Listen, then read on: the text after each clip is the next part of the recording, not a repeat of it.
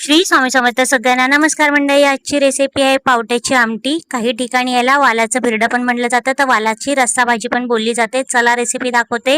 हे रात्रभर आपण पाण्यामध्ये भिजवायचं आहे। सकाळी याला आपण त्याचे टोलफन पूर्ण काढून घ्यायचे। 10 ते 15 मिनिटं लागतात साफ करण्यासाठी। खूपच टेस्टी लागते याची भाजी, रस्सा भाजी। तुम्ही उसळ पण बनवू शकता। आता आपण हे ज्वारीचं पीठ लावून रस्सा भाजी बनवणार आहे याची। चला आता आपण फोडणी देऊया। तेल टाकलेलं आहे 2 पळी, जिरे घालायचे आहेत, 10 ते 15 पाकळ्या लसणाच्या ठेचून घातलेल्या आहेत। एक कांदा चॉप करायचा, एक टोमॅटो चॉप करून घ्यायचा आहे। छान असं मिक्स आउट करायचं आहे आणि याच्यामध्ये गरम पाण्याचाच वापर करायचा आहे। गरम पाण्याने भाजीला चव छान येते मंडळी।